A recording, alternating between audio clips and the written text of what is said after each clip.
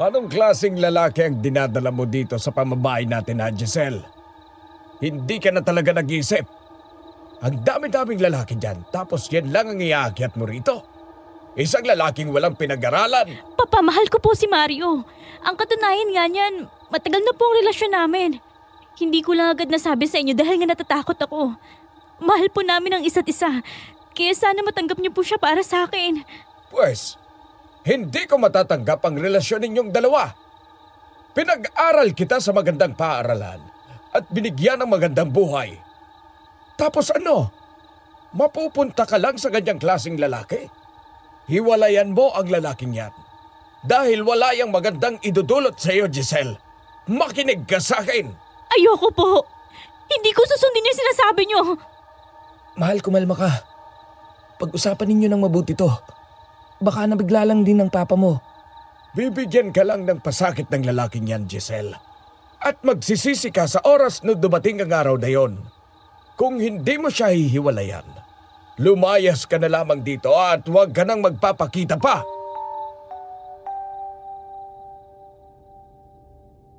Ang sabi nila, masarap ang magmahal lalo na kung mahal na mahal niyo ang isa't isa. Pero paano kung pagmamahalang yon ang sumira sa iyo at sa magulang mo? Ipaglalaban mo ba ito? Handa ka bang talikuran ang buhay na nakasanayan mo para lang makasama ang taong mahal mo? Sige nga, pakilagay ang sagot niyo sa ibaba at magbabasa ako kapag napili ang aking istorya. Isang mapagpalang araw, Miss Ligaya, at sa lahat ng tagapakinig sa channel na ito. Ako si Lawrence, hindi ko tunay na pangalan. Nagtatrabaho ako bilang isang call center agent sa bandang Taguig. Hindi ko nababanggitin pa kung ano ang eksaktong pangalan ng pinagtatrabahuhan ko para na rin sa kaligtasan ko. Paborito kong magbasa at makinig ng mga kwentong katatakutan. Kaya naman palagi akong nakasubaybay sa mga channels niyo kagaya na lang ng kwentong Takip Silim, Aswang Confessions, Aswang Diaries, Aswang Radio, Sitio Pangil, Sitio Bangungot at Dear Miss Amy. Ang kwentong ibubunyag ko sa inyo ay nagmula kay Tita Rowella. Isa siyang trabahador sa presinto noon at doon niya nakilala si Giselle, hindi niya rin tunay na pangalan. Nakakapanaw lang noong nakaraang buwan dahil sa isang malubhang sakit. Hindi ko na sana ibabahagi pa ito pero dahil nadiskubre ko ang mga channels niyo, ay konektado naman ito sa isang aswang. Naisipan kong ibahagi na lamang ang kwento para na rin mapakinggan ninyo. Lumaki si Giselle sa isang may kayang pamilya.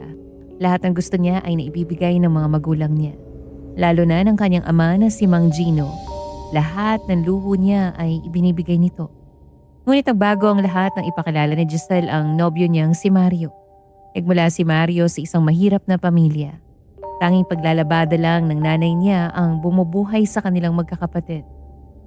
Kaya malayong malayo ang buhay nilang dalawa ni Giselle, pero hindi iyon naging hadlang para mag-ibigan sila. Labis na nadismaya si Mang Gino sa anak niyang si Giselle nang makilala ang lalaking minamahal nito. Sinabihan niyang hiwalayan nito si Mario pero hindi sumunod ang dalaga. Sa halip pinaglaban nito ang pagmamahalan nila ni Mario. Pinalaya si Giselle ng kanyang ama at iyon ang dahilan para umalis sila ni Mario sa lugar nila. Gamit ang mga naipong pera, lumipat sila sa isang malayong probinsya sa bandang Cagayan at doon na namuhay ng magkasama. Masaya at punong-puno ng pagmamahala ng buhay nilang dalawa. Pero nagbago yon nang aswangin si Giselle at mamatay ang kanyang ipinagbubuntis. At iyon ang iko-confess ko sa inyo. Ikukwento ko ito sa paraang parang si Giselle ang nagsasalita para mas lalo niyong maintindihan ang buong kwento.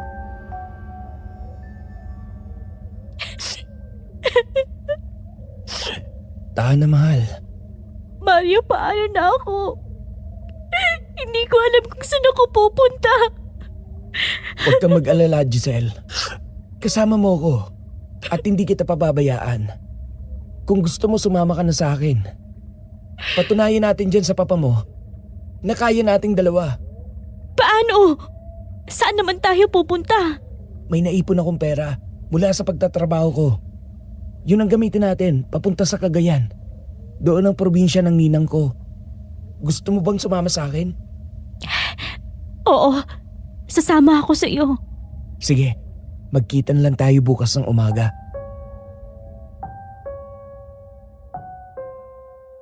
Tumango lamang ako kay Mario noon. Buo na ang desisyon kong umalis sa bahay namin at sa poder ng aking ama. Matapos mag-usap, agad na umuwi si Mario sa kanila. Habang ako naman ay dumiretso na sa kwarto ko para ayusin ang aking mga gamit.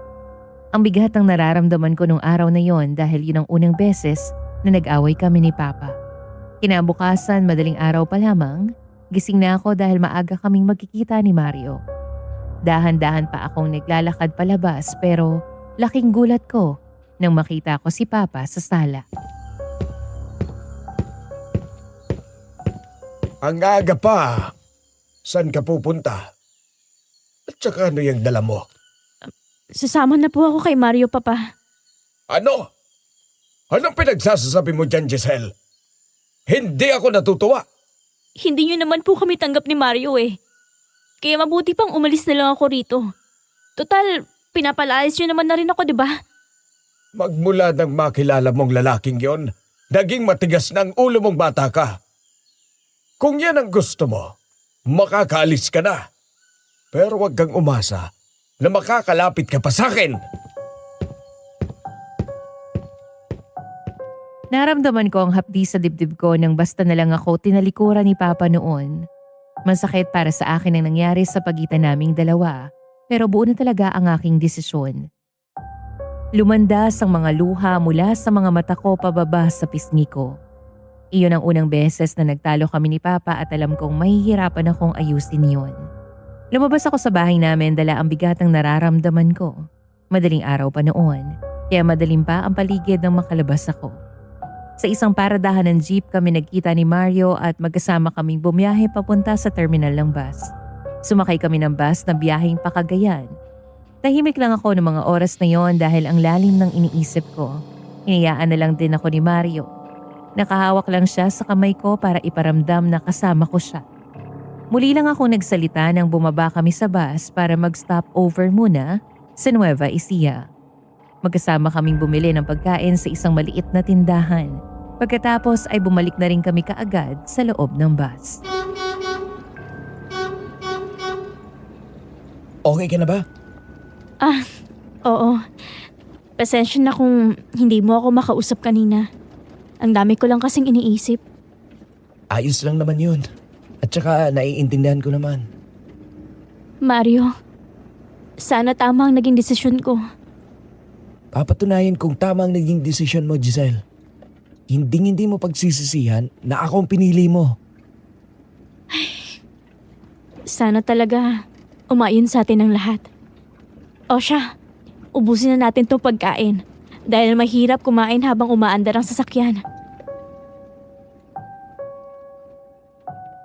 Nakangiting tumango lamang si Mario bago niya kainin ang pagkaing hawak niya at ganun din ang ginawa ko.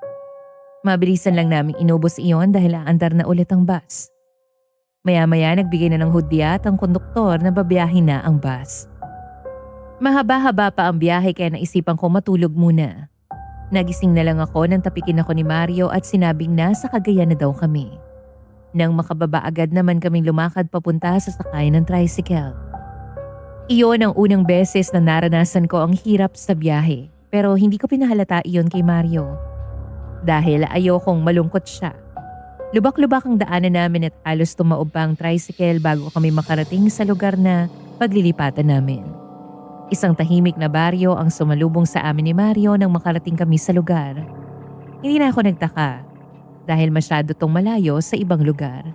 Kinausap lang ni Mario ang kapatid ng kanyang ninang at isinama kami nito sa isang maliit na kubo. Sa araw na yon, tuluyan na ngang nagbago ang buhay ko. Sanay akong may nag-aasikaso at nakukuha ang lahat kaya talagang nahirapan ako. Pero si Mario, hindi niya hinayaang mahirapan ako. Talagang pinatunayan niyang tama ang naging desisyon ko. Ang piliin siya. Isang araw, nasa kubo ako noon nang biglang dumating si Mario galing sa labas. Giselle, Oh, anong nangyari? Mukhang may maganda kang ibabalita sa akin ah. alam mo na kaagad? Aba, syempre naman oh. Kilalang kilala na kaya kita. Ano ba yung ibabalita mo sa akin? Magkakaroon na ako ng trabaho, Giselle. Mabibili na natin yung mga kailangan natin. Masayang masaya ako para sa iyo, mahal. Para sa ating tong dalawa, Giselle. Magtatrabaho ako para hindi ka mahirapan. Mario, salamat ha. Hindi mo naman kailangang sundin ang mga gusto ko. Pero eto ka, handang gawin yun para sa akin. Nangako kung hindi ka mahihirapan. Kaya papatunayan ko yun sa'yo. Hindi ko na alam pa ang sasabihin noon dahil sa sobrang saya. Kaya naman napayakap na lang ako sa kanya. Nung araw na yon, lumabas din kami ni Mario sa kubo namin at iyon ang unang beses na nakausap ko ang mga taga-baryo. Palagi lang kasi ako nasa loob ng kubo o di kaya naman hanggang sa tapat lang ako nito. Namasukan si Mario bilang isang kargador sa palengke sa baryong tinitirhan namin. Maliit lang ang palengke kaya naman sapat na sapat lang ang kita niya noon. Noong una maayos naman ang buhay naming dalawa pero katagalan naramdaman ko na ang hirap. Madalas kaming mawala ng kuryente dahil hindi kami nakakapagbayad at kaagad. Kung ano-anong diskarte na rin ang pinasukan ni Mario pero hindi talaga sapat ang lahat. Doon ko naranasan ang hirap ng buhay kaya naman napilitan na rin ako maghanap ng trabaho. Nung una hindi pumayag si Mario pero kalaunan napapayag ko na rin siya. Sa isang maliit na tindahan ako nagtrabaho noon bilang isang cashier.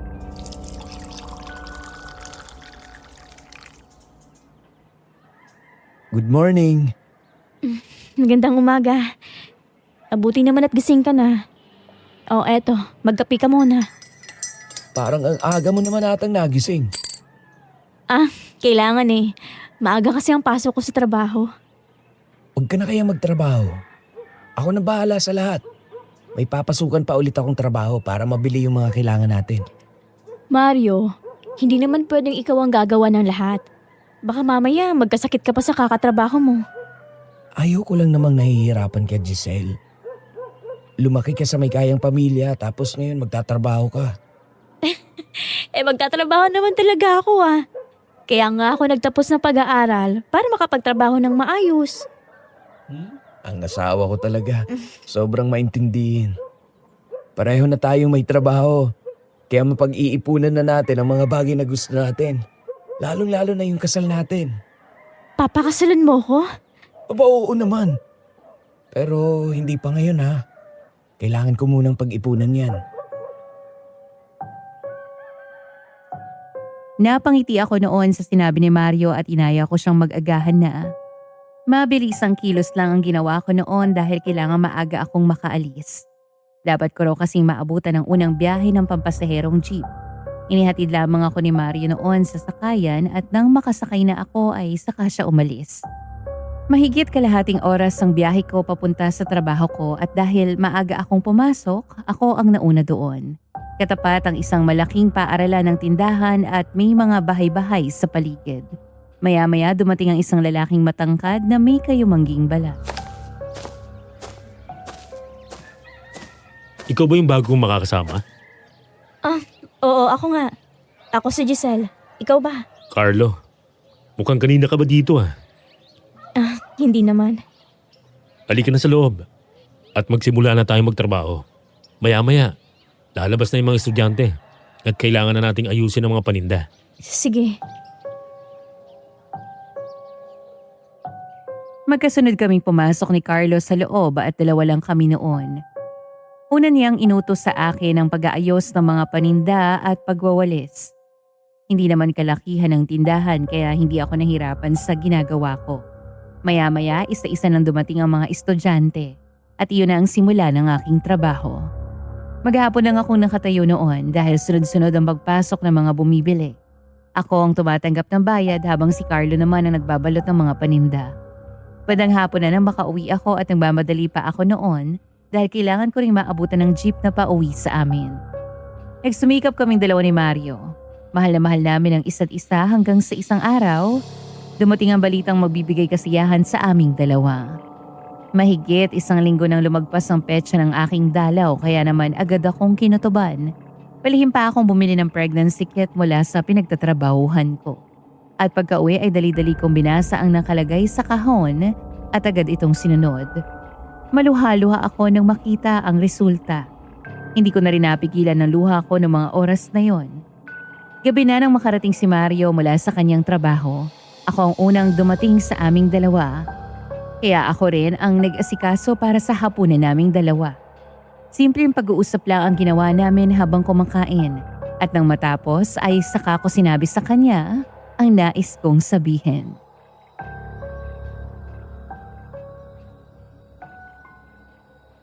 Mario, may sasabihin ako sa'yo. Ano yun? Kinakabahan naman ako sa'yo. Mario, buntis ako. Ano? Tama ba yung narinig ko? Buntis ka na talaga? Oo, tamang narinig mo. Sandali. Paano mo nalaman ang tungkol dyan? Mahigit 1 linggo na kasi akong delayed. Kaya naisipan ko ng mag-pregnancy test. At 2 linya ang lumabas. Giselle, hindi mo alam kung gaano mo ako pinapasaya. Pagkakaanak na tayo! Kaya pangako, mas magsisika pa akong lalo. Ako rin, Mario. Gusto kong mabigyan ng magandang buhay ang magiging anak natin. Huwag ka na kayang pumasok sa trabaho. Naku, hindi pwede yung sinasabi mo. Mas kailangan nating magtulungan sa trabaho. Lalo na ngayong magkakaanak na tayong 2. Ay, wala talaga akong laban sa'yo. O siya, sige. Magtrabaho ka pa rin. Pero huwag ka masyadong magpapagod ha. Oo naman. At saka, hindi naman mabigat ang trabaho ko. Mabuting at may kasama akong lalaki doon eh. Kaya kapag may bubuhatin, hindi na ako mahihirapan pa. Baka naman ipagpalit mo ako dyan sa katrabaho mo ha. Ano bang pinagsasabi mo dyan, Mario? Sa tingin mo ba magagawa ko pa yun, ha? Bubuo na tayo ng pamilya. Kaya bakit ko naman gagawin yan? Ito naman lang kagalit agad. Nagbibiro lang naman ako. Pwes, hindi nakakatuwa yung biro mo. Pasensya na. Huwag ka namang magalit oh. Nakakainis kasi ang biro mo, Mario. Hindi na talaga mauulit, promise. Ay, oo na. Bati na tayo. Hindi rin talaga kita matiis eh. Huwag mo nang uulitin yung ganong biro, ha? Tumango lamang sa akin si Mario bago ako yakapin ng mahigpit. Hindi pa kami agad nakatulog noon dahil masayang-masaya kaming dalawa sa pagbubuntis ko. Mas nagkaroon kami ng pag-asa dahil dito at iyon din ang naging dahilan ng pagsisikap namin sa buhay. Maayos naman ang pagbubuntis ko kaya hindi rin ako nahirapan sa pagtatrabaho. Alagang-alaga rin ako ni Mario noon tuwing umaga siya ang nauunang gumising sa aming dalawa para maghanda ng agahan. At sa gabi, siya na rin ang nagluluto para sa hapunan namin. Maayos akong nagtatrabaho at formal lang ang pakikisama ko kay Carlo. Hindi kami masyado nag-uusap dahil tahimik din talaga siya. Pero isang araw bigla na lang siyang lumapit sa akin para sabihin ng isang bagay na magbibigay takot sa akin. Giselle, pwede ka bang makausap? Oo naman. May kailangan ka ba? Nagdadalang tao ka, no? Oo. Bakit? Halata na bang tiyan ko? Maraming nilalang na pag-alagala dito, kaya mag-ingat ka. Huwag kang basta-basta nagtitiwala sa mga nakikita mo. Anong ibig mong sabihin? Buntis ka. Kaya mabangong-mabango ka na sa mga aswang. Aswang? Oo. Sila yung kumakain ng laman at dugo. Naniniwala ka ba sa mga katulad nila? Ilang beses na akong nakarinig ng kwento tungkol sa kanila. Pero hindi ako naniniwala kasi hindi pa naman ako nakakakita. Pwes, ngayon malaki ng tsansa makakita ka ng kagaya nila. Kaya ito ang sinasabi ko sa'yo. Mag-ingat ka, Giselle. Baka ikaw nang sunod nilang biktimahin. Sige. Salamat sa payo mo, Carlo. Pero pasensya ka na kung hindi ako masyadong naniniwala, ha? Kakalipat lang namin ng asawa ko nitong mga nakaraang buwan. Kaya hindi ako sigurado kung may aswang bang naninirahan doon. Pag-alagala ang mga aswang na yan. Kaya mas maganda maging alerto ka. Palagi ka dapat magbaon ng bawang. Tapos huwag mo rin kalimutan magsaboy ng asin tuwing gabi. Sige. Tatandaan ko yung mga sinabi mo sa akin. O sige, babalik na ako sa trabaho. Napatango na lamang ako kay Carlo noon bago kami bumalik sa kanya-kanya naming trabaho. Aaminin ko natakot ako noon. Pinilit kong wag isipin ang sinabi ni Carlo sa akin. Pero hindi iyon nawala sa isip ko hanggang sa makauwi ako. Nahirapan din akong matulog nung gabing iyon kaya naman tinanghali na ako ng gising kinabukasan. Buti na lang linggo noon at wala kaming pasok. Hindi ako naniniwala sa aswang pero naisipan kong sundin na lang ang mga sinabi ni Carlos sa akin.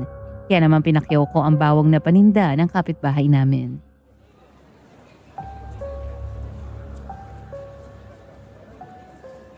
Bakit mo pala pinakyaw ang panindang bawang ni Aling Banji?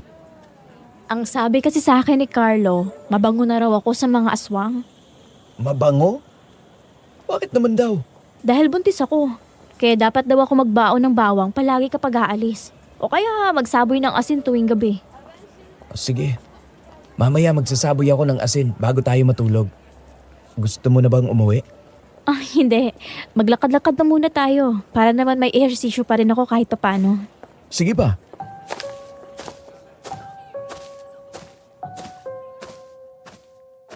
Naglalakad-lakad kaming dalawa ni Mario sa baryo noong araw na yun.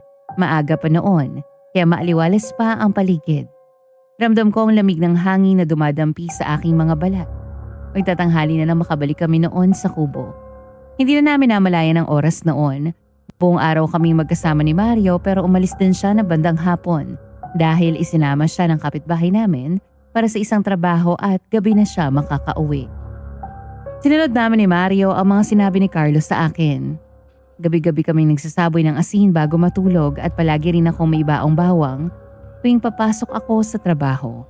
Mas naging maayos ang pagsasama naming dalawa ni Mario at hindi rin ako pinahirapan ng aking anak.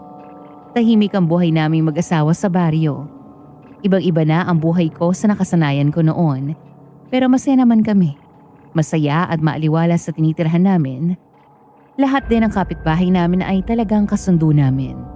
Ngunit, nabalot ang takot ang baryo namin na matagpo ang patay ang isang buntis sa gitna ng palayan. Butas ang tiyan nito na tila ba dinukot ng isang malaking kamay. Labas ang laman loob nito at nasa tabi niya ang walang buhay na sanggol. Nanlamig ako nang makita ang pangyayaring iyon at doon mas lalo kami binalot ng takot ni Mario.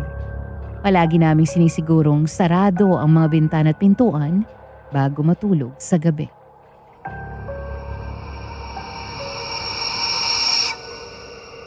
Nakakatakot talaga yung nangyari sa babaeng buntis.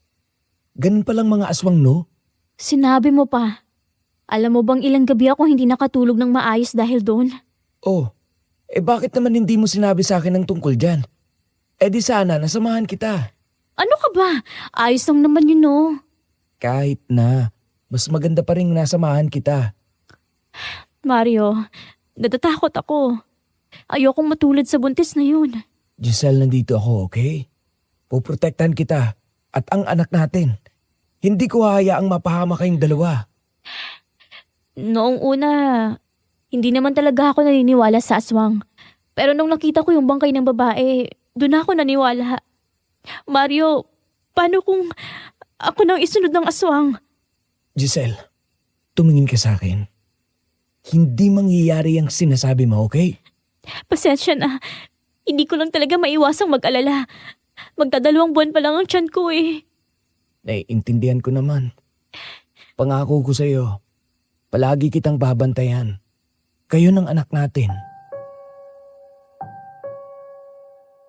Hinawakan niya ang kamay ko noon habang nakatingin siya sa mga mata ko. Masuyo rin niyang inabot ang pisngi ko at dahil doon, unti-unting natunaw ang takot sa aking puso. Mahaba pa ang pinag-usapan naming dalawa bago kami matulog dong gabing yun. Talagang pinatunay ni Mario sa akin lahat ng sinabi niya. Kahit pagod sa trabaho, hindi niya nakakalimutang sundin ako mula sa pinapasukan ko. Palagi rin niya akong inaasikaso kaya habang tumatagal, mas ramdam kong tama ang naging desisyon ko. Tama lang na sumama ako sa lalaking mahal ko. Tila ba isang apoy na namatay ang balita tungkol sa babaeng pinatay ng aswang. Hinayaan na lamang iyon ng mga tao sa baryo. Ang ginawa na lang naming lahat ay ang magdoble ingat tuwing gabi. Pareho kaming nagtatrabaho ni Mario kaya kahit papaano ay mas nakakapag-ipon kaming dalawa. Isang araw na isipan naming pumunta sa bayan para mamili ng mga gamit ng aming mga anak.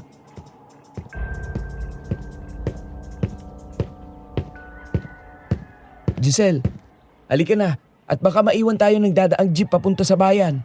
Sige, sandali lang. Tara na. Wala ka bang nakalimutan? Oo, nandito na sa bag ko yung lahat ng kailangan ko.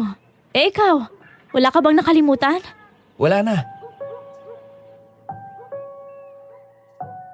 Isang tango na lamang ang isinagot ko sa kanya bago kami lumabas ng kubo. Paglabas ay agad na dumampi sa mukha ko ang malamig na simoy ng hangin.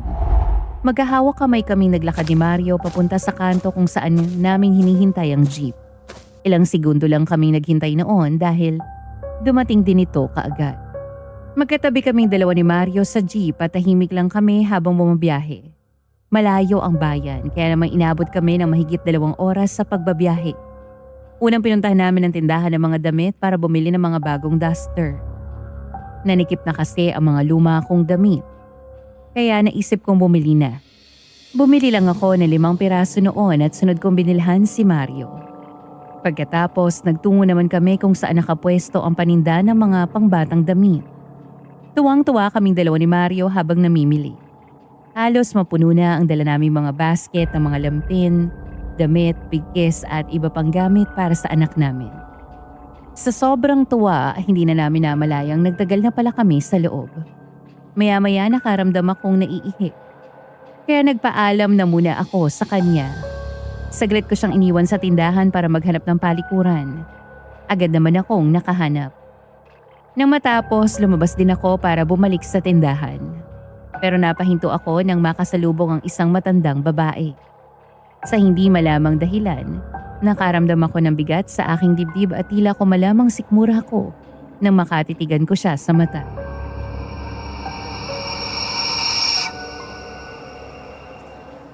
Magandang araw, Ineng. Magandang araw din po. Nako, napakaganda mo namang bata ka. Gayon lang kita nakita dito. Bago ka lang ba? Opo. Pero hindi talaga ako taga rito. Dumayo lang po kami ng asawa ko para bumili ng gamit na magiging anak namin. Buntis po kasi ako. Alam ko. Po? Alam niyo pong buntis ako? Nako, hula ko lang naman yun. Ay bakit? Tama ba ang hula kong buntis ka nga? Opo. Ganun ba? Sana mas maging malusog kayo ng anak mo. Hindi ko maipaliwanag ang nararamdaman ko ng mga oras na yon, pero hindi ko rin mapigilan ang sarili kong kausapin ng matandang babae. Ang bilis ng pangyayari. Hindi ko na malayang nahawakan niya na pala ang tiyan ko. Nakangiti pa siya nang gawin niya yun. At sa isang iglap, bigla na lang siyang nawala sa aking harapan. Hindi ko na nalaman pa ang sumunod na nangyari. Bumalik lamang ako sa ulirat noon nang hawakan ako ni Mario sa braso.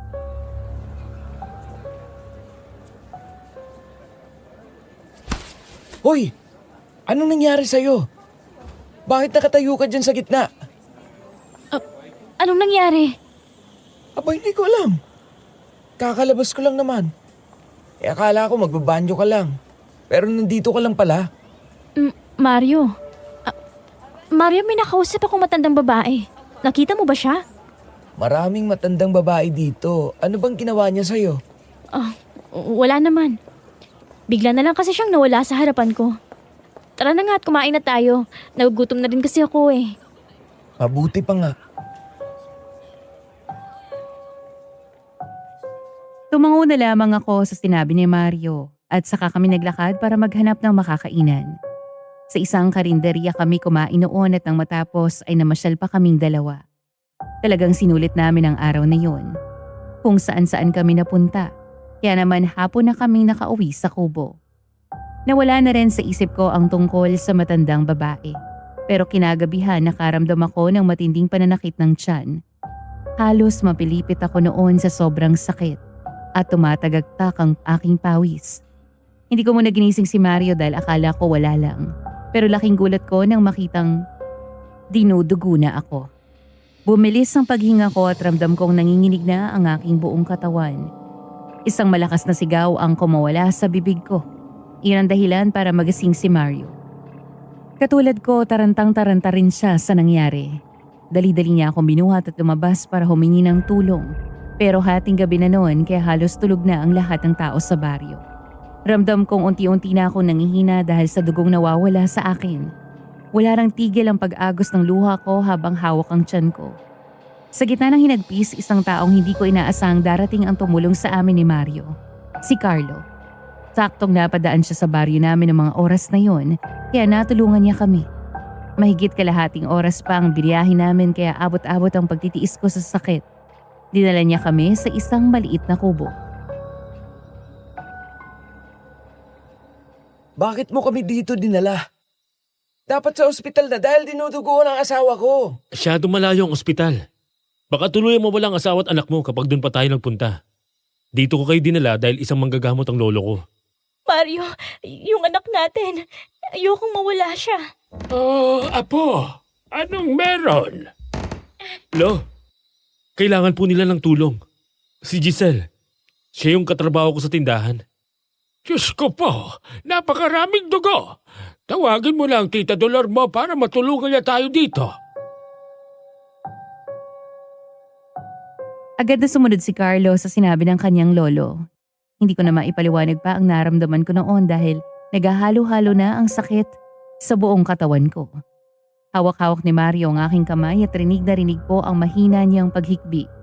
Maya-maya bumalik si Carlo kasama ang isang babae. Agad itong lumapit sa akin para linisin ang dugo sa pagitan ng aking mga hita. Nang matapos, saka naman lumapit sa akin ang lolo ni Carlo para gumutin ako. Guminhawa ang pakiramdam ko kahit papaano, pero muling nanumbalik ang kaba sa aking dibdib nang makita ko ang paraan ng pagtingin sa akin ng matandang lalaki. Iha, huwag kang mabibigla sa sasabihin ko ha. Bakit po? Wala nang pinagbubuntis mo. Ano? Hoy, tanda! Huwag mo nga tinatakot ang asawa ko. Hindi naman po totoo yung sinabi niyo, di ba?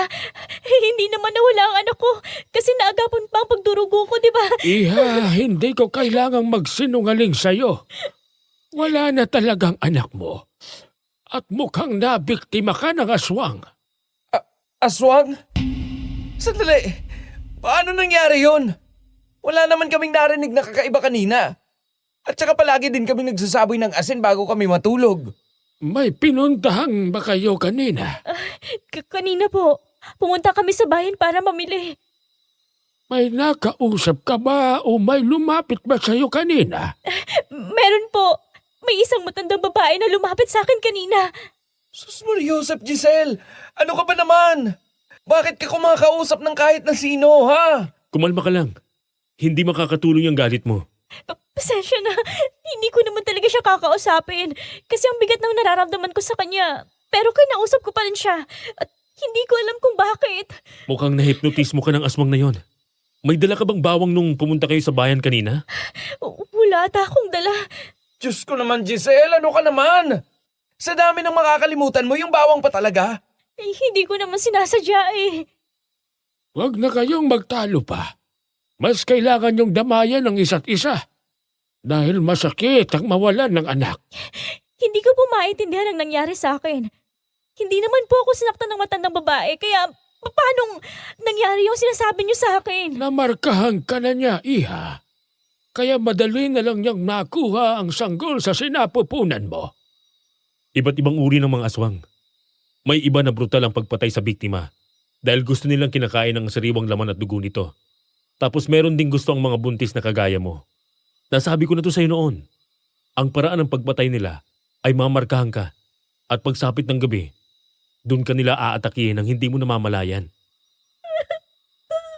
Hayop siya. Hahanapin kong aswang na yan at sisiguraduhin kong papahirapan ko siya. Kung ako sa'yo, huwag mo nang ituloy pa yung binabalak mo. At bakit naman, ha? Hindi mo basta-basta matatalo ang isang aswang iho. Lalo na kung wala ka namang kaalaman sa pakikipaglaban sa mga kagaya nila.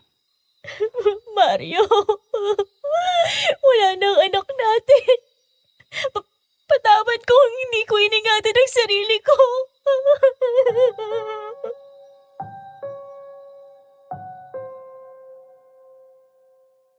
Walang tigil sa pag-agos ang luha ko ng mga oras na yon. Ramdam kong nanikip ang dibdib ko dahil sa matinding sakit. Gusto kong isiping panaginip lang ang lahat.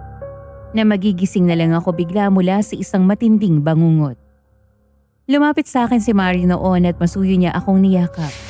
Mas lalo akong nasaktan nang makita ang mga luha sa kanyang mga mata. Hindi na muna kami pinauwi nila Carlo dahil sa kalagayan ko. Kinabukasan, maaga kaming gumising para dalhin ako sa ospital dahil kailangan ko rin ng gamot at kailangan malinis din ang matres ko. Wala akong tigil sa pag-iyak noon hanggang sa makauwi kami sa kubo. Hindi pa rin ako tumitigil sa pag-iyak.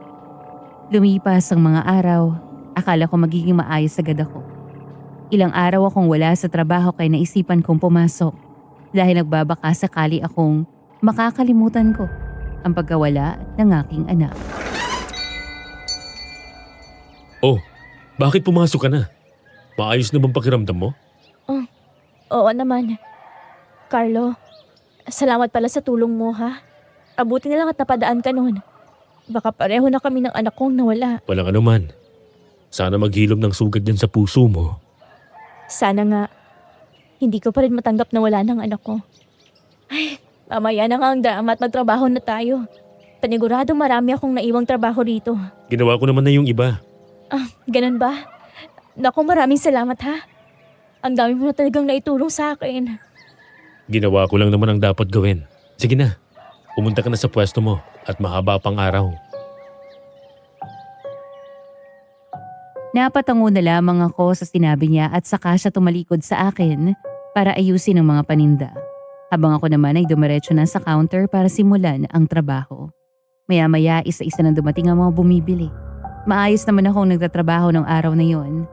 Nagagawa ko pang ngumiti kapag may mga pumapasok para bumili sa amin. Ilang araw pa akong pumasok noon sa trabaho pero hindi katagalan, unti-unti kong naramdaman ang panghihina ng aking katawan hanggang sa tuluyan na akong magkasakit at hindi na makapagtrabaho pa. Ilang beses kaming nagpabalik-balik ni Mario sa ospital noon para magpatingin sa doktor na siyang dahilan para lumaki ng lumaki ang mga gastusin namin. Naapektuhan din noon ang pag-iisip at damdamin ko. Giselle, kumain ka na. Baka lumamig na ang pagkain. Wala akong gana. Sige na oh. Kahit konti lang. Mas lalo ka kasing magkakasakit kung magpapalipas ka ng gutom eh. Mario, masama ba ako? Hindi. Bakit mo naman sabi yan? Dahil napabayaan ko ang pagbubuntis ko. Sana pala hindi ko na lang kinausap yung matandang babae na yon. Eh di sana, daladala ko pa rin ang anak natin. Giselle, tumingin ka sa akin. Hindi mo ginusto ang nangyari, okay? At saka patawad din kung napagtaasan kita ng boses noon. Sasamahan kita hanggang sa bumuti ang lagay mo. Nahihiya ako sa iyo, Mario. Asawa mo ko. Kaya wala kang dapat na ikahiya. Dito ka lang sa bahay habang nagpapagaling ka. At ako munang bahala sa lahat. Sigurado ka ba? Oo naman. At saka ayaw kong nahihirapan ka. Salamat, Mario. Ang swerte ko talaga sa'yo. Lumapit pa ako sa kanya noon para yakapin siya. At pagkatapos ay bumalik din ako sa pwesto ko para kainin ang pagkaing inihanda niya para sa akin. Wala akong gana noon. Pero pinilit kong ubusin ang pagkaing nasa harapan ko. Pinilit ko ring ngumiti noon at kinagabihan ay hindi rin ako nakatulog dahil sa mga iniisip ko. Sa sandaling panahon, napakarami nang nangyari sa akin. Kaya naman hindi ko alam pa ang gagawin. Habang tumatagal, mas lumalala ang nangyayari sa akin. Punong-puno ang utak ko. Kaya halos hindi na rin ako makausap ni Mario noon. Kung makausap niya ako ay saglitan lamang pero hindi siya nawalan ng pasensya sa akin. Sa kabila ng pinagdaraanan namin, palagi niya pa rin akong inaasikaso at iniintindi. Gusto ko rin siyang intindihin noon pero kalaban ko kasi ang sarili ko. Kaya nahihirapan din ako. Mas nakita ko rin kung paano siya nagsumika para sa aming dalawa hanggang sa matanggap siya bilang trabahador sa isang factory. Isang araw, naisipan akong isama ni Mario dahil kaarawan daw ng amo niyang babae. Hindi sana ako sasama pero sinabihan daw siya nito na imbitado din ako. Kaya naman wala na akong nagawa pa kung hindi ang sumunod na lang sa sinabi ni Mario sa akin. Napakaraming tao nung araw na yon. Halos mangliit ako sa suot kong damit At hindi ko maiwasang isipin ang buhay ko noon.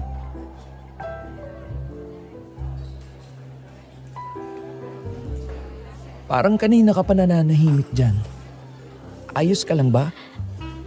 Oo naman. Pasensya na, may iniisip lang kasi ako. Ano naman yun? Wala. Huwag na nating pag-usapan. Kumain na lang tayo. Ang dami masasarap na pagkain, oh. Sinabi mo pa. Tinitingnan ko pa nga lang yung mga pagkain, nabubusog na kaagad ako eh.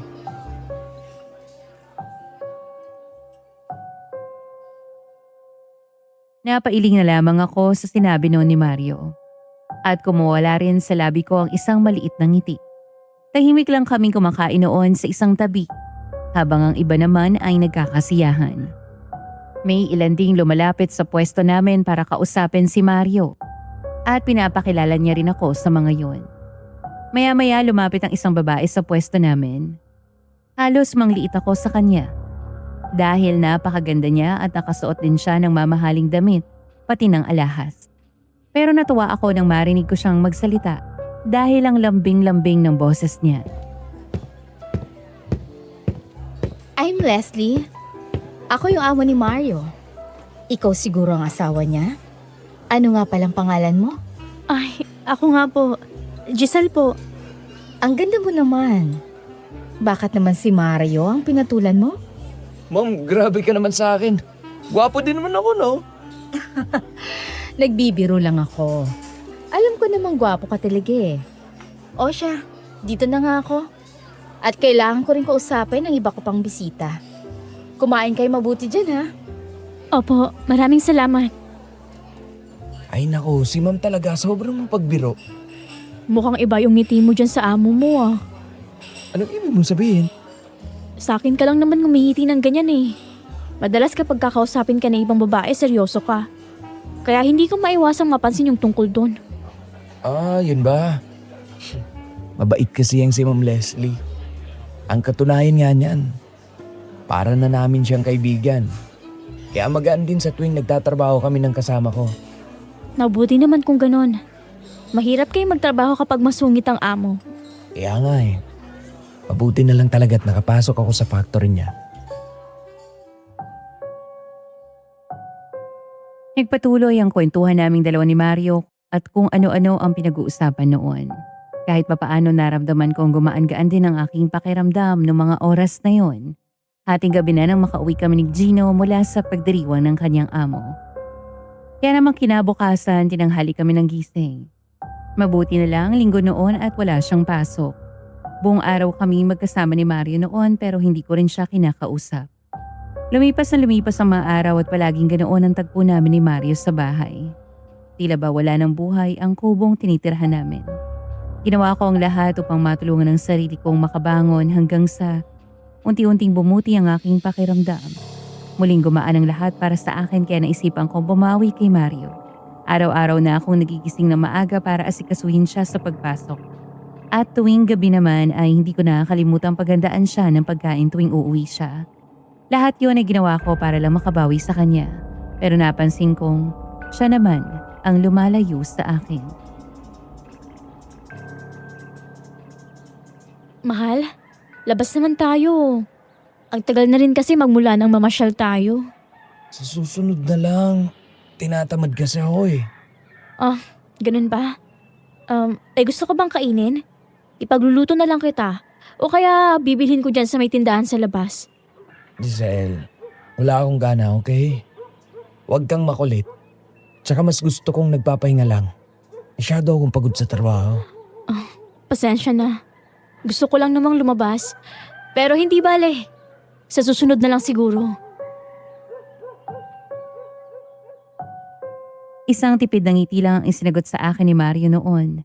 Yun ang unang beses na nawalan siya ng gana sa akin. Madalas kasi siyang pumapayag sa mga gusto kong gawin.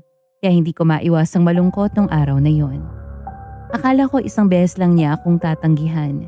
Pero muli niya akong tinanggihan nang ayain ko siyang lumabas para kumain. Palagi na rin siyang ginagabi pag uwi noon. At ang lagi niyang dahilan ay ang trabaho niya. Habang tumatagal, ramdam kong lumalayo na kami sa isa't isa. Nagkaroon na kami ng pagkakataong magkasama nung ayain niya akong bumili ng motor. Nagtataka ako noon kung saan niya nakuha ang pinambili niya pero sinabi niya sa aking nakapag-ipon siya at pinaniwalaan ko yon. Inaya din niya ako mamasyal noon. Pinilan niya ako ng bagong mga damit para daw makabawi siya sa akin. Kaya naman muling napalitan ng kasiyahan ng lungkot sa aking puso. Mabuting asawa si Mario. Lahat ginagawa niya kaya mas pinili kong huwag na lang pansinin ang pagiging abala niya. Palagi lang naman siyang nasa trabaho. Ngunit isang araw lumapit sa akin si Mang Arnold para sabihin sa akin ang isang bagay na hindi ko matanggap-tanggap.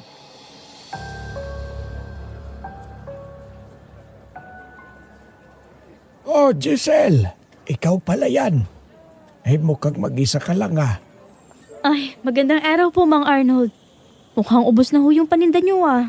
Ay, oo. Mabuti at naubos yan. Minsan kasi ang tumal din talaga oh. Nasaan na nga palang asawa mo? Pumasok na po siya sa trabaho. Giselle, bantayan mo yung asawa mo ha. Ano pong ibig niyo sabihin? Dahil nakita kong may kasama siyang babae nung nakaraan. Akala ko nga nung una, ikaw yun eh. Pero nang lumingon, ay hindi naman pala ikaw. Baka naman po wala lang yun, Mang Arnold. Baka kaibigan niya lang o di kayo katrabaho. Natandaan niyo po ba yung mukha ng babae? Hindi ako sigurado eh. Pero kasi nung nakita ko sila, nakahawak si Mario sa bewang niya. Tapos nagtatawanan pa sila. Ay sana lang mali ang iniisip ko. Pasensya na rin kung sinabi ko sa iyo ha. Na hindi ko gusto mag-isip ka ng kung ano-ano pero ayoko namang ikaw ang kawawa. Sige po, Mang Arnold.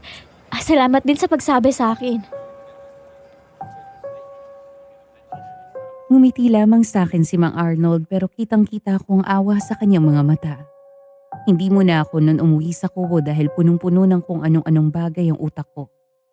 Hindi ko na malayang nalipasan na pala ako ng gutom dahil nawala na sa isip ko ang pagkain. Hapon na nang makauwi ako at laking gulat ko na makitang nandoon na si Mario. Ipagluluto ko na sana siya noon pero sinabi niyang may pupuntahan siya.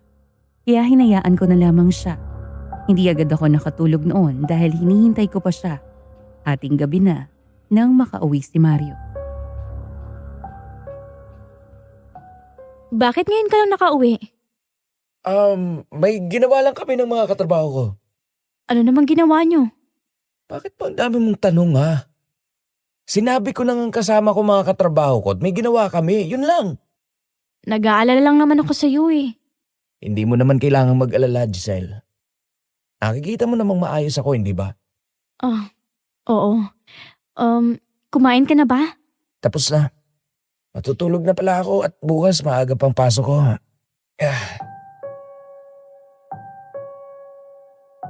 Napatango na lamang ako sa kanyang sinabi. Tumalikod na lang siya sa akin noon at saka siya dumiretso sa kwarto namin. Sinubukan kong matulog kaagad noon pero nahirapan ako dahil nasa isip ko pa rin ang mga sinasabi sa akin ni Mang Arnold. Hindi ko na namalayan kung anong oras ako nakatulog ng gabing yun. Kinabukasan mabigat pa rin ang dibdib ko at dama kong umiiwas pa rin si Mario sa akin. Hindi niya na ako binigyan pa ng yakap o halik man lang bago siya umalis. Hindi katulad noon na hindi siya makakaalis sa bahay kapag hindi niya nagawa ang mga bagay na yon. Napakaraming sinakripisyo at ginawa ni Mario para sa akin. At mahal na mahal ko rin siya. Kaya mas pinili kong huwag paniwalaan ang sinabi sa akin ni Mang Arnold.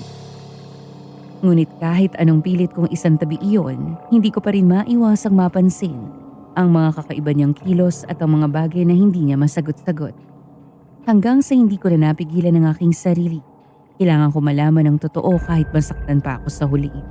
Kaya naman nang umalis si Mario kinahaponan, tahimik akong sumunod sa kanya. Pilit pinipigilan ang kabog ng dibdib ko at umaasang mali ang lahat ng aking hinala. Sumakay ako noon sa isang tricycle at palihim siyang sinundan. Hanggang sa makarating kami sa isang liblib na lugar. Doon ko nakita si Mario nakaangkas ang isang babae. Nakayakap ito sa kanyang bewang at nakasandal ang ulo nito sa kanyang balikat. Nagtatawanan din sila at kita ko kung gaano kasaya si Mario. Kaya hindi ko napigilan pa ang luha ko noon. Nakita kong pumarada sila sa isang tabi kaya bumaba na rin ako sa tricycle na sinasakyan ko. Nagtago pa ako noon sa mga halamanan. At laking gulat ko nang makita ko kung sino ang kasama niya. Si Ma'am Leslie.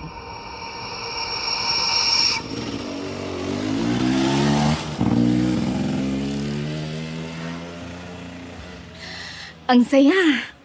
Ngayon na lang ulit natin nagawa ang mag-joyride ng magkasama. Eto naman, parang 2 araw lang tayong hindi nakapagganyan eh. Ikaw naman kasi, sinanay mo ko. Gustong gusto ko tuloy na nakaangkas dyan sa motor. Dapat lang naman na palagi kitang inaangkas. Dahil ikaw kaya bumili ng motor ko. Salamat, Leslie, ha.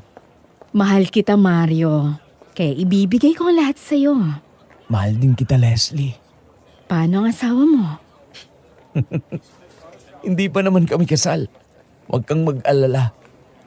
Maghahanap lang ako ng tiyempo para hiwalayan siya. Ang kakapal na mukha niyo!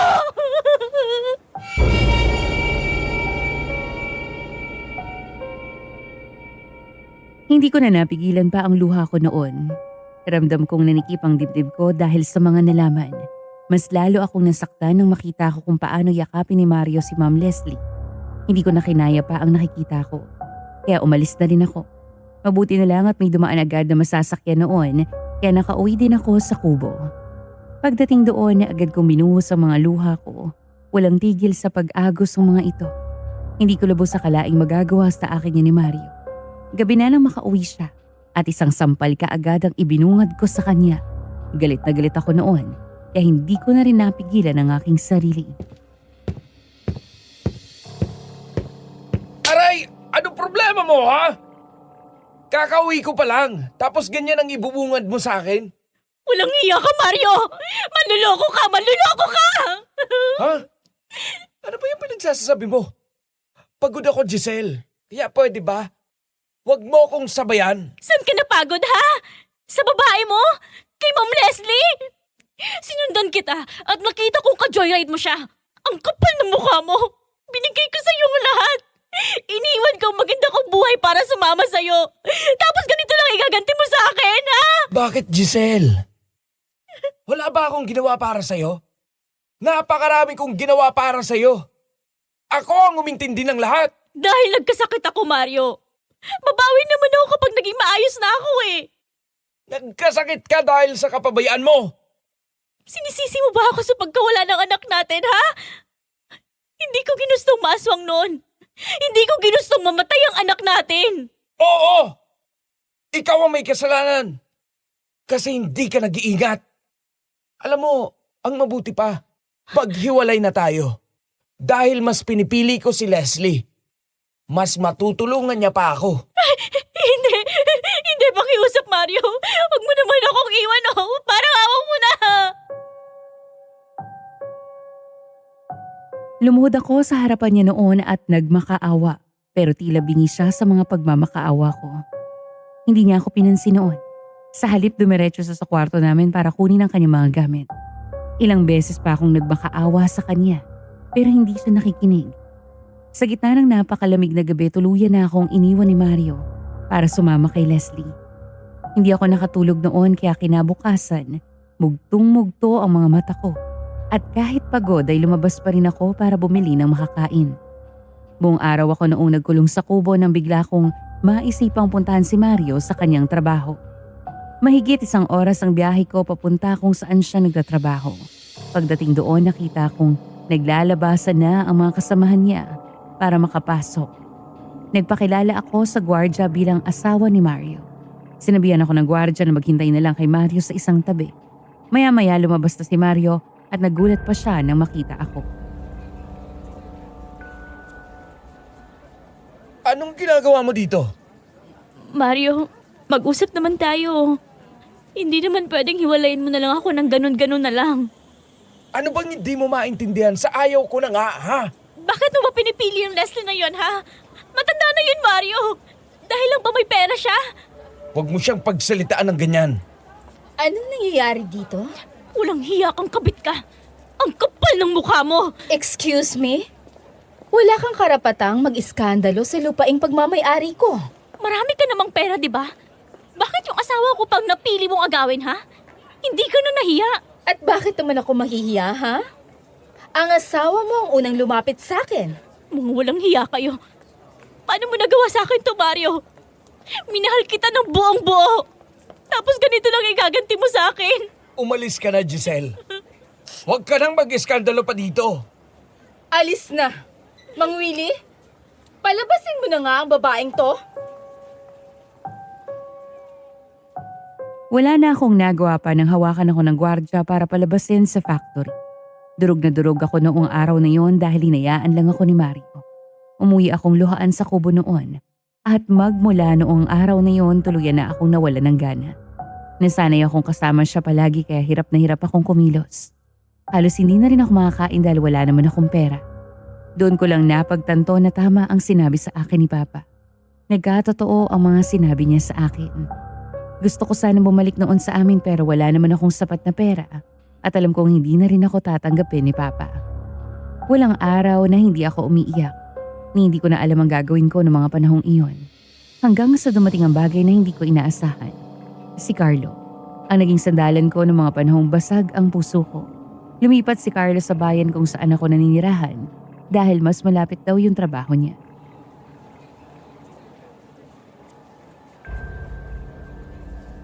Giselle, halika rito at may ipapakilala ko sa iyo. Magandang umaga po. Eto nga pala si Carlo. Apo siya ng kaibigan kong si Ariel. Matagal na po kami magkakilala. Ganun ba? Totoo ba yan, Carlo? Opo. Naging magkatrabaho kami noon. Ganun ba? Mukhang napabisita ka rito ah. Dito na ako titira. Kakalipat ko lang kagabi. Kaya pala. Carlo, pwede ba akong pumasok doon? Oo naman. Kausapin mo na lang yung amo natin. Sige, bukas na bukas pupunta ako ron para makausap si ma'am. Salamat ha. Tumango na lamang sa akin si Carlo noon bago ako umalis sa harapan nila. Kinabukasan maaga ako umalis noon para pumunta sa dating tindahan na pinagtatrabahuhan ko. Naglakas loob ako noon na kausapin si Ma'am Melanie, ang dati kong amo. Akala ko hindi niya ako tatanggapin pero natuwa ako nang marinig mula sa kanya na pwede ulit akong pumasok sa kanya sa trabaho. Muli akong nagtrabaho noon kaya nakasama ko rin si Carlo. Madalas kaming magkasabay mula sa pagpasok hanggang sa pag-uwi. Sinubukan kong umusad mula sa sakit ng pang-iwan sa akin ni Mario. Ginawa ko ang mga bagay na talagang malilibang ako. Pero hindi yun naging sapat. Unti-unti nabalot ng galit ang puso ko. Isang araw, isang bangkay na naman ang natagpuan sa palayan. Wasak ang katawan nito at wala na ang mga laman loob. Muli kong naalala ang pinagbubuntis ko noon na kinuha ng aswang. Kaya naman pumasok sa isip ko na ipapatay sina Mario at Leslie sa isang aswang. Agad-agad kong tinanong kay Carlo ang tungkol sa aswang.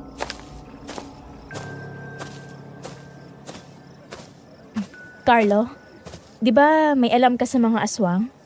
Oo. Bakit mo natanong? Anong klaseng nilalang sila?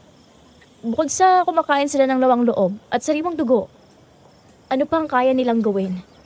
Malalakas sila. Hindi sila basta-basta natatalo. Ang iba sa kanila ay kaya mabuhay ng mahabang panahon. Tapos, takot din sila sa araw, asin at bawang. Pero may iba na hindi basta-basta natatablan ng mga yan. Saan naman sila matatagpuan? Sa pinakaliblib na bahagi ng bundok. Madalas, doon sila naninirahan. Teka, bakit mo nga pala natanong? Wala naman. Curious lang din kasi ako sa kanila. Saan yung eksaktong lugar kung saan sila nakatira? At saka, gaano kalayo yun? Siguro 4 na baryo ang madadaanan mo bago ka makarating doon. Sige. Baka may binabala kang hindi maganda ha. Huwag mo nang ituloy yan at baka mapahamak ka pa. Ha? Wala naman akong gagawin, no? Takot kaya ako sa mga aswang na yan. Alam mo naman yung nangyari sa pinagbubuntis ko noon, di ba? Oo naman. Hindi ko makakalimutan ng tungkol doon. Kaya nga nakakagalit ang ginawa ng asawa mo sa'yo eh. Wala ka namang kasalanan sa nangyari para isisi niya sa'yo yun. Alam mo, Carlo, sana nakinig na lang ako kay Papa. Sana pala, hindi na lang ako sumama kay Mario. Di sana maayos ang buhay ko ngayon. Pero wala eh. nangyari ng lahat. Kung bumalik ka na lang kaya sa inyo, Hindi na pwede. basta kung kailangan mo ng makakausap, nandito lang ako ha.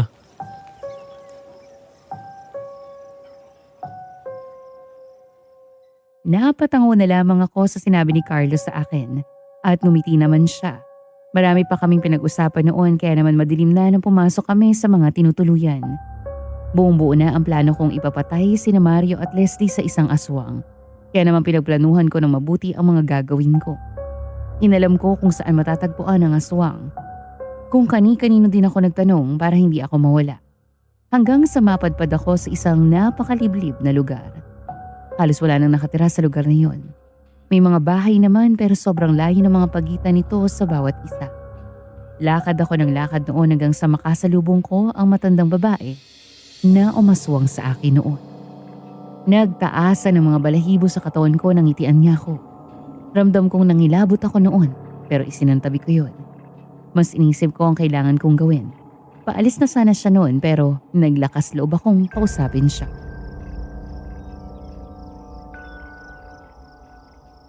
Sandali lang! Bakit? May kailangan ka pa? Hindi mo ba ako natatandaan? Hindi. Ako yung inaswang mo nun sa palengke. Ikaw ang kumain sa pinagbubuntis ko noon. Huwag ka nang tumanggi. Alam kong aswang ka. Hindi ko naman itatanggi yun, Iha. Dahil wala ka rin namang magagawa kahit na malaman mo. Nandito ka ba para gantihan ako? Hindi ako nagpunta dito para dyan. May gusto ako ipagawa sa'yo. At sigurado magugustuhan mo to. At ano naman niyang ipagagawa mo sa akin? Gusto mo ng sariwang laman, hindi ba? Tutulungan kitang makakain ng ganyan. At ang gusto ko, patayin mo yung dati kong asawa at ang kabit niya. Sumama ka sa akin sa bahay ko. At doon natin pag-uusapan ng bagay na yan. Tahimik akong sumunod sa kanya papunta sa kanyang bahay. Mahaba-haba ang nilakad namin noon. Dumaan muna kami sa madadamong daanan, ilog at isang burol bago kami makarating sa kanyang bahay. Nakarating kami sa isang maliit na kubo. Pagpasok agad na sumuot sa ilong ko ang nakakasulasok na amoy ng lugar. Amoy panis na dugo na hinaluan ng pawis at nabubulok na mga karne. Gusto kong masukan noon pero pinigilan ko ang aking sarili.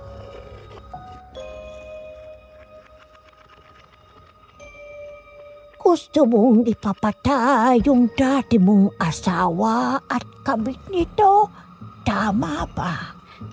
Oo. At gusto kong mahirapan muna silang dalawa bago sila mamatay. Ako ang kumuha sa pinagbubuntis mo noon. Bakit sa akin ka lumalapit? Dahil alam kong matutulungan mo ako. Parang awa mo na. Ano nga po palang pangalan niyo? Ako si Rika.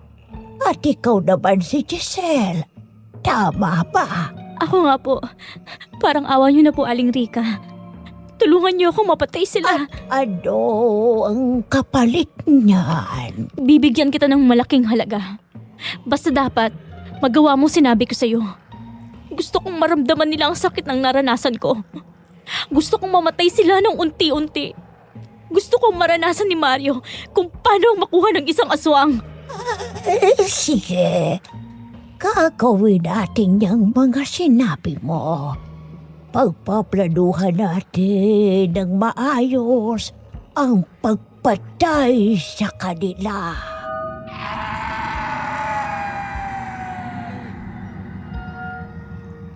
Isang ngisi pa ang ibinigay niya sa akin nang sabihin niya yon. At naramdaman kong nanlamig ang aking bato. Pinagplanuhan naming buti ang tungkol sa planong pagpatay namin kina Mario at Leslie. Galit na galit ako noon. Habang tumatagal napupuno ng puot at galit ang puso ko. Palihim kong sinundan sina Mario at Leslie at mas lalo akong nagalit dahil nakikita ko silang masaya habang ako ay nagdurusa sa sakit. Hindi ko na sinabi kay Carlo ang mga ginagawa ko tuwing uwian. Hindi na ako sumasabay sa kanya. Sinasabi ko lang na may pupuntahan ako pero dumating ang araw na nagtataka na siya sa mga ginagawa ko. Mukhang abalang-abala ka ha. Oh, hindi naman masyado. May ginagawa lang talaga ako. Tsaka napapansin kong parang balisa ka palagi. May problema ba? Kinugulo ka ba ni Mario? Ayos lang ako, Carlo. Salamat sa pag-aalala. Hindi ko alam kung anong ginagawa mo, Giselle. Pero sana nasa maayos kang lagay. Kaibigan kita. Kaya ayoko mapahama ka. Huwag kang mag-alala. Wala naman akong ginagawang ikapapahama ko. Umaalis-alis lang talaga ako para lumuwag-luwag ang isip ko.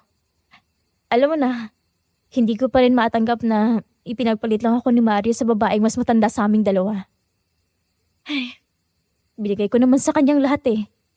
Nagawa ko pa nga talikuran ng pamilya ko para lang sumama sa kanya.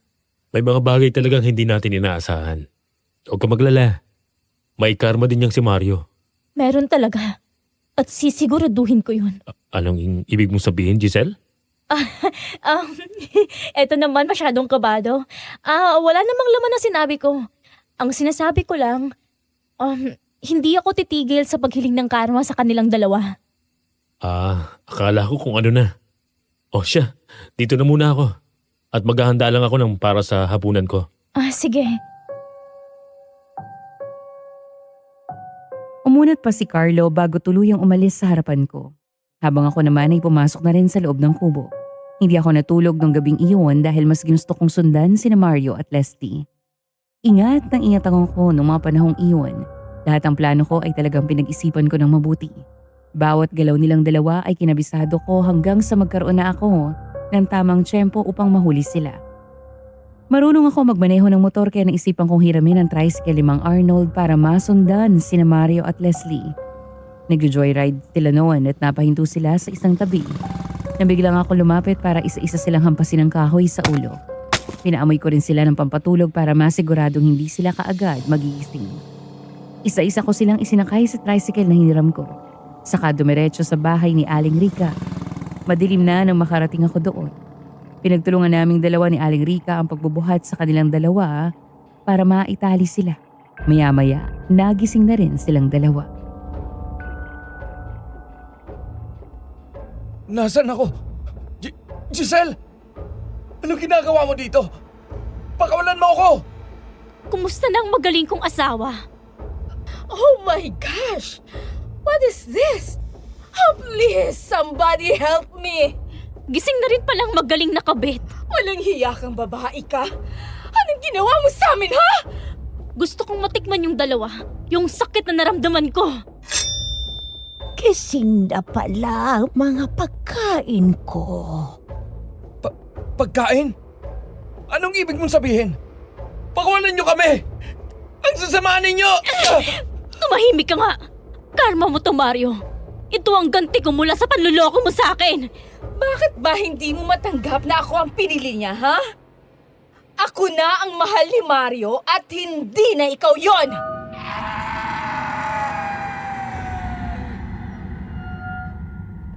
Mas lalo pang nag-aalab ang galit sa puso ko nang marinig ang mga pinagsasasabi ni Leslie sa akin.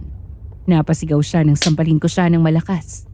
Sinubukan pa akong awatin ni Mario noon pero bigo siya dahil nakatali siya. Inubos ko ang lahat ng lakas ko para masaktan sila. Puro kalmot at sampal ang ginawa ko sa kanilang dalawa. Wala na akong pakialam noon kung saan ko sila matatamaan. Maya-maya sumenyas na si Aling Rica na sisimulan niya na ang pagkain sa dalawa. Una niyang tinaga ang paa ni Mario at napasigaw ito sa sobrang sakit.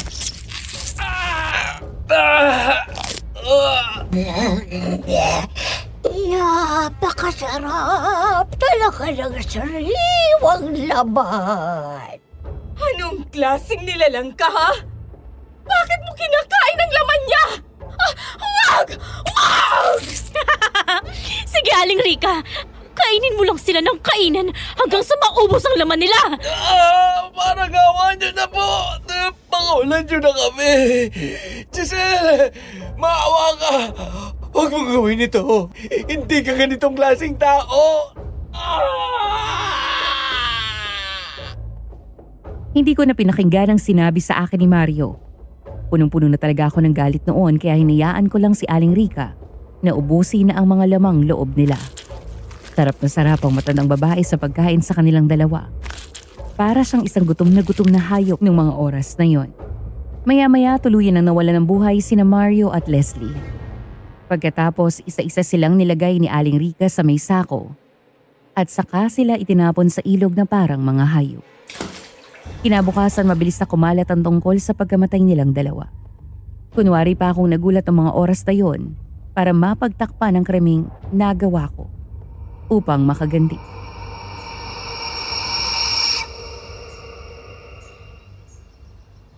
Diyos ko, napakalala naman ang ginawa sa katawan nilang dalawa. Sinabi mo pa, Mang Arnold. Bakit sa kalagayan ng katawan nila? Mukhang galit na galit yung aswang. Ilan ang nabibiktima ng aswang na yan? Kung tugisin na kaya natin sila. Hindi pwedeng sumugod ng basta-basta, Mang Arnold. Pakiramdam ko, malakas na uri ng aswang ang gumagawa niyan. Gabi-gabi ko yung inaabangan noon. Pero hindi ko talaga siya mahuli-huli. Giselle, anong balak mo sa katawan ni Mario? Siguro, ipapalibing ko na lang ng diretso. Bakit kaya sila yung biniktima ng aswang? At talagang sabay pa silang namatay? Baka naman nasaktan lang sila ng aswang. Mahilig kasi silang mag-joyride. Baka naabutan sila ng aswang. Siguro nga. Ang maganda siguro, mas maging maingat na lang tayo. Mag-iisip muna ako ng paraan para mahuli natin yung aswang. Natahimik na lang ako ng mga oras na yon. Mas pinili kong hindi mo na magsalita para sa kaligtasan ko. Baka kasi madulas ako at mabanggit kong kasabot ako sa pagkamatay ng dalawa. Naging usap-usapan ng tungkol sa pagkamatay nilang dalawa, habang ako naman ay tila patay mali siya lang sa nangyari sa kanilang dalawa. Lumipas ang mga araw mula nang mamatay sila at doon nagsimula ang bangungot ko. Gabi-gabi ko silang napapaniginipan. Sa tuwing pumipikit ako, nakikita ko kung paano sila kainin ni Aling Rica.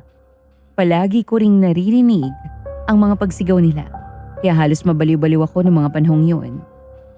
Nangako ako kay Aling Rica na bibigyan ko siya ng malaking halaga at sinabi ko sa kanyang maghintay lamang siya. Ngunit isang araw habang naglalakad pa uwi, ay nakaramdam ako ng parang may sumusunod sa akin. Halos lumuwa ang puso ko nang makitang si Aling Rica ay nakatingin sa akin ng diretsyo. Makalipas ang ilang saglit, lumapit na rin siya sa akin. Anong ginagawa mo rito? Sinusundan mo ba ako, ha? Nasaan na yung perang sinasabi mo? Pwede bang maghintay ka? Iniipon ko pang may bayad ko sa'yo. Bilisan mo na dahil naiinip na ako. Huwag kang mag-alala. Nakakapag-ipon naman na ako. Baka sa susunod, mabigay ko na sa'yo yung pera. Siguraduhin mo lang. Dahil ayoko sa lahat yung puro satsat. O siya, dito na ako. Napatango na lamang ako sa kanyang sinabi at ramdam ko ang matinding kaba sa aking dibdib. Lumuwag lang ang paghinga ko nang makaalis na siya sa harapan ko. Pinagtrabahuhan ko ng mabuti ang pambayad kay Aling Rica. Sa kabila ng takot na nararamdaman dahil sa pagkamatay ni Mario at Leslie, pinili ko pa ring magtrabaho. Unti-unti ako nakapag-ipon hanggang sa mabuo ko na ang 10,000 pisong ibabayad ko sa kanya. Ngunit mapaglaro ang tadhana. Nawala ang perang ibabayad ko kay Aling Rica. Agad akong nagpatulong kay Carlo para hanapin yon.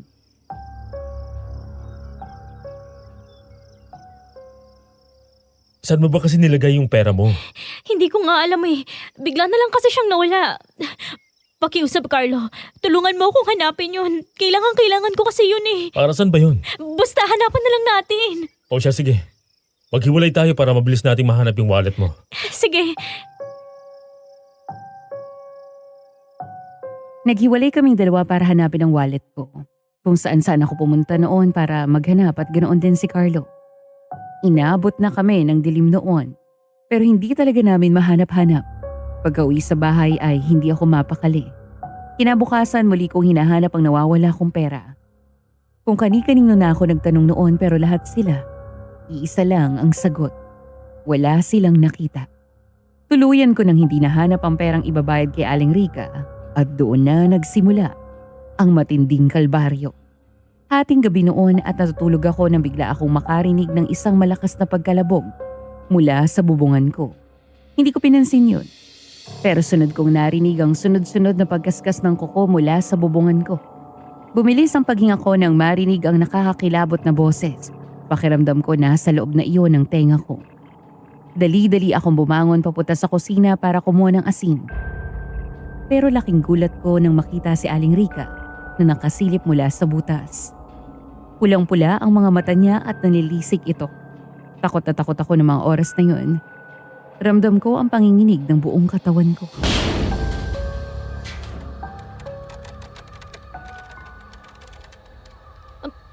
Anong ginagawa mo rito?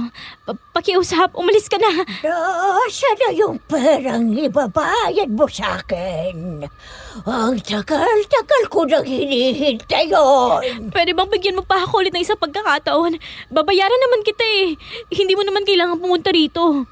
Naiirita na ako sa paghihintay sa'yo. Kaya heto, pinuntahan na kita. Umalis ka na! Isang ngisi lang ang isinagot ni Aling Rica sa akin. Napasigaw ako nang bigla niyang hampasin ang dingding ng kubong tinitirhan ko. Agad itong nawasak, kaya naman nagkaroon siya ng pagkakataong makapasok sa tinutuluyan ko.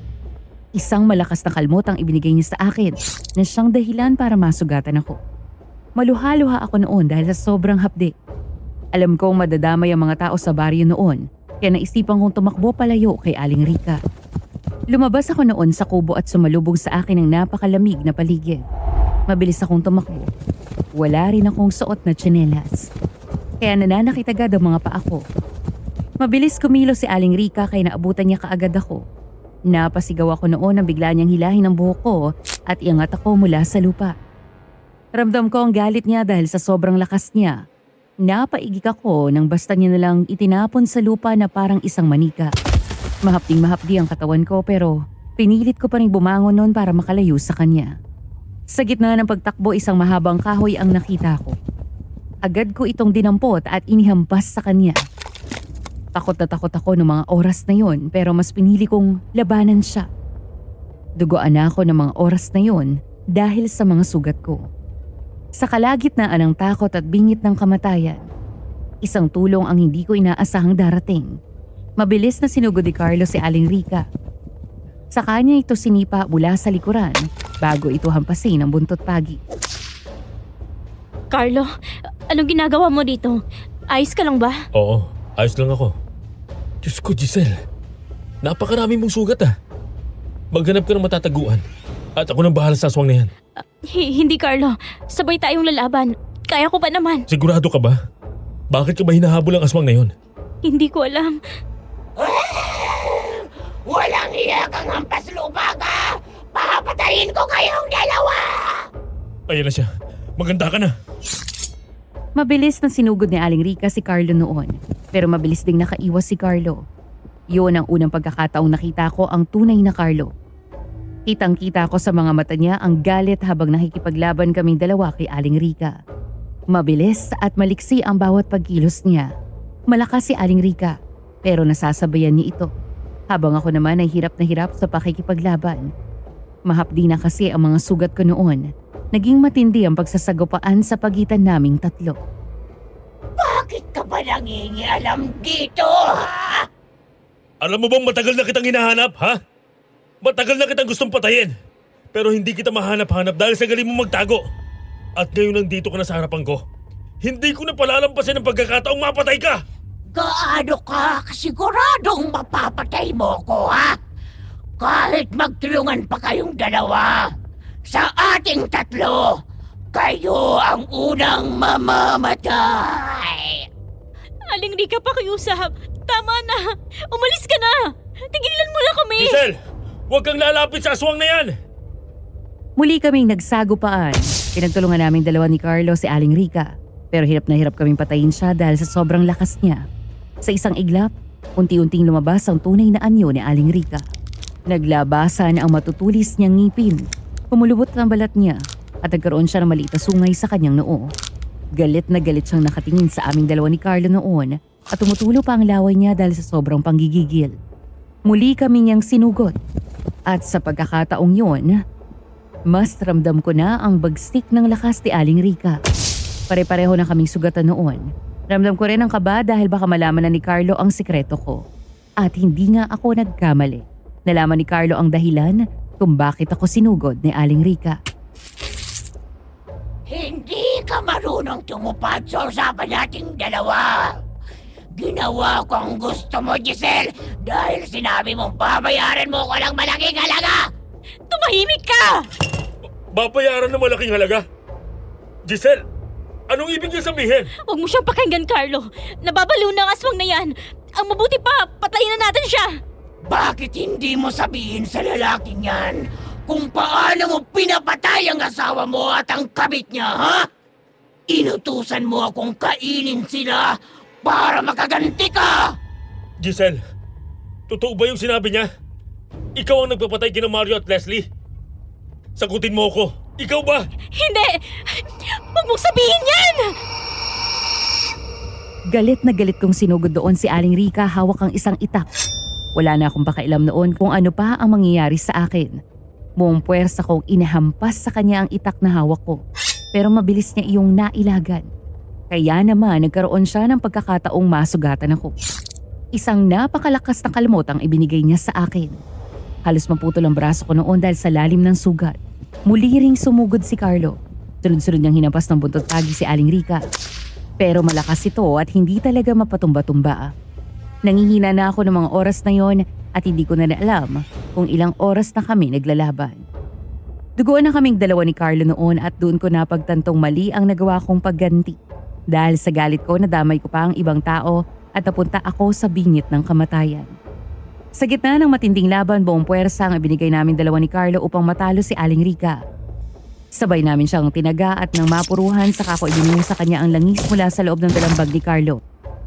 Habang si Carlo naman ay mabilis na nagsindi ng apoy. Sa isang iglap, unti-unti nang nilamon ng apoy ang katawan ni Aling Rica. Maririnig sa paligid ang pagsigaw niya at upang makasigurado, isang malalim na saksak ang ibinigay ni Carlo sa kanya. Tuluyan nang nawala ng buhay si Aling Rica at sabay din kaming bumagsak ni Carlo. Nagising na lamang ako sa isang kubo. Puno ng benda ang aking katawan.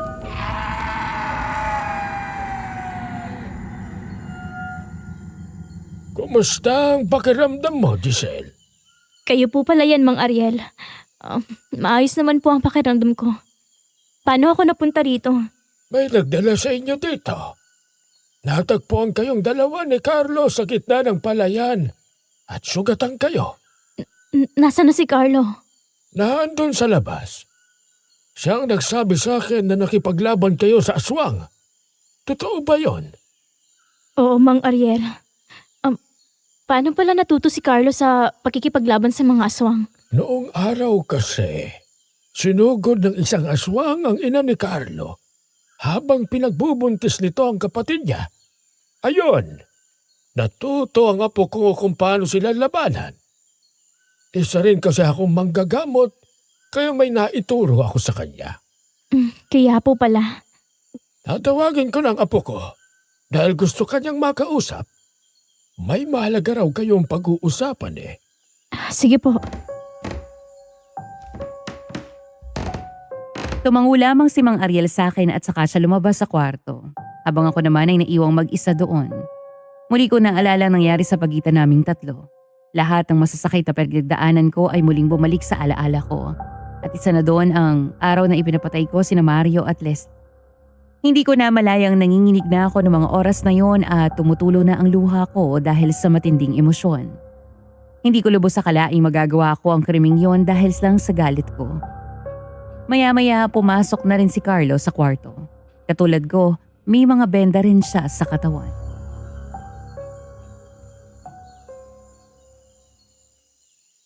Giselle, pwede ba tayo mag-usap? Oo naman. Totoo ba yung sinabi ng aswang na yung kagabi? Na ikaw ang nagpapatay kina Mario at Leslie? Oo. Ako nga nagpapatay sa kanilang dalawa. Giselle, bakit mo ginawa yun, ha? Alam mo bang matinding krimen ang nagawa mo? Hindi ikaw ang mismong pumatay sa kanila. Pero ganun na rin ang nagawa mo. Gusto ko lang namang gantihan silang dalawa eh. Maling-mali ang ginawa mo, Giselle. Hindi ka na dapat gumanti pa sa kanila. Mahal na mahal ko si Mario Carlo. Kaya hindi ko matanggap na iniwan nila ako ng ganun-ganun na lang. Pero Carlo, sobra ako nagsisisi sa nagawa ko. Napakabrutal ng ginawa sa kanilang dalawa. At gabi-gabi ako hindi nakakatulog dahil doon. Anong balak mo? Magpapagaling muna ako. At susuko ako sa mga pulis. Sige, kung yan ang gusto mo. Giselle, hindi ka masama ha? Nagawa mo lang yon dahil nagmahal ka.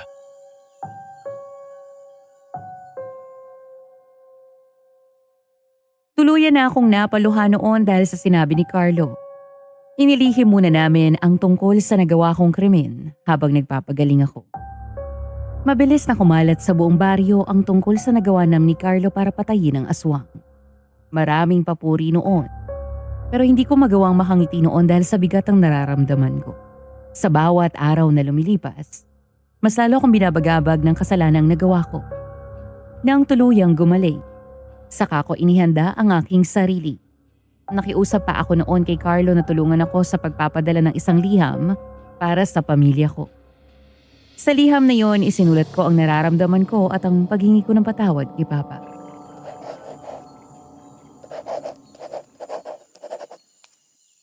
Wala ka na bang idadagdag? Wala na siguro. Sana makarating yan sa kanila. At basahin nila yan.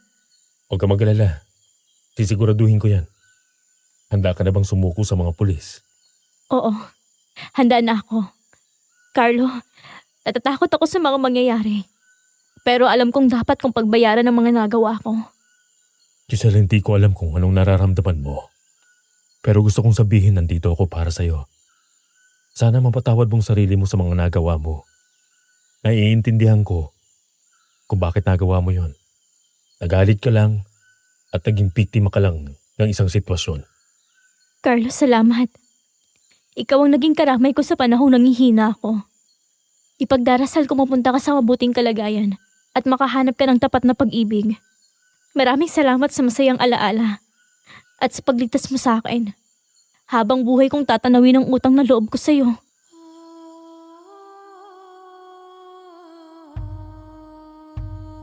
Isa-isang nagbagsakan ng mga luha sa aking mga mata at ganun din si Carlo. Dahan-dahan siyang lumapit sa akin para yakapin ako. Isang mahigpit na yakap ang ibinigay niya sa akin. Walang tigil sa pag-agos ang mga luha ko. Gusto kong maging masaya pero alam kong hindi na yun mangyayari. Hindi na ako magiging masaya hanggat dala ko ang bigat ng krimeng nagawa ko. Matapos noon tuluyan na akong sumuko sa mga pulis at nakulong ako sa salang pagbatay kina Mario at Leslie. Nalaman din ng pamilya namin ang nagawa ko pero ang pinaka nasaktan ay ang papa ko. Humingi siya ng tawad sa akin at ganoon din ako sa kanya. Gusto pa sana niya akong piyansahan noon pero hindi na ako pumayag dahil gusto kong pagbayaran ang kasalanan ko. Miss Ligaya, ayon kay Tita Rowella, kalat daw sa presintong pinagtatrabahuhan niya noon ang tungkol sa kwentong iyon. Pero mas pinili niyang huwag itong ipagkalat masyado sa labas para hindi na matakot pa ang iba. Sa totoo lang, nakaramdam ako ng matinding awa kay Giselle. Considering na totoo nga ang kwentong ito. Eventually, na-realize kong iba talaga ang nagagawa natin kapag galit tayo o di kaya'y kapag puno tayo ng matinding emosyon. Alam kong mali ang nagawa ni Giselle. Pero para sa akin, biktima lang din siya na nangyari at hindi niya ginusto yon. Napuno na lang siya ng matinding galit kaya niya nagawa ang bagay na yon. Pero sana hindi na lang siya gumanti dahil nasira lang din ang buhay niya. Miss Ligaya, labis din pala akong bumilib sa katapangang ipinakita ni Giselle. Dahil kahit na mahirap ang magiging buhay niya sa kulungan, mas pinili niya pa rin sumuko para magbayad sa kanyang kasalanan. Bumilib din ako kay Carlo dahil hindi niya hinusgahan si Giselle. Sa halip ay inintindi niya pa ito. Kung ikaw si Giselle, hanggang saan ang kaya mong gawin para makasama ang minamahal mo? Hanggang saan naabot ang pag-intindi mo sa taong mahal mo? Gagawin mo rin ba ang ginawa niya kung sakaling lukuhin ka rin ang taong mahal mo? Ilagay niyo ang inyong mga kasagutan sa ibaba at magbabasa ako. Miss Ligaya, hindi ako sigurado kung tunay ba ang kwentong ito. Pero naisipan kong ibahagi na lamang sa inyo. Sana ay nagustuhan niyo ang kwentong ito. Muli ako si Lawrence. Hanggang dito na lamang po at maraming salamat. May mga kwento talagang tatatak sa ating isip. Kagaya na lang ng kwento ni Giselle. Ang kwento niya ang nagpapaalala na hindi tayo dapat nagpapadala sa emosyon natin. Na dapat pinag-iisipan natin ang bawat desisyon dahil sa bandang huli, tayo ang matatalo nito. Ang kwento ni Giselle ang nagpapatunay na mahirap kalaban ng pag-ibig. Maraming posibleng mangyari dahil dito. Maraming salamat nga pala kay Tito Rowella sa pagbabahagi ng kwentong ito. Para kay Giselle na may mahanap mo ang kapayapaan dyan at ipagdarasal kita. Sa ating mga listeners, sana ay may natutunan kayo sa kwentong ito. Sa mga mahal naming listeners, nagustuhan niyo ba ang kwentong ito? Kaya kung meron kayong mga kwentong aswang na gusto nyong i-share nyo na yan. Huwag lang kayo magdalawang isip pa at ibahagi nyo na iyan dito sa aming channel. Mag-shoutout lang din po ako ng ating mga listener ng Aswang Confessions na nag-comment sa ating TikTok. Maraming salamat po sa pakikinig, Bella M, L8 Apparel Store, voice actor Erwin, si Aljo, Ray Labs Beads and Crafts at si Kim Thea. Umabol din sa Michi, maraming salamat po sa patuloy na pakikinig nyo sa ating channel na Aswang Confession at ang iba pa nating mga kapatid na channel. Muli ako sa Miss Ligay, ang inyong lingkod. Maraming salamat sa pakikinig.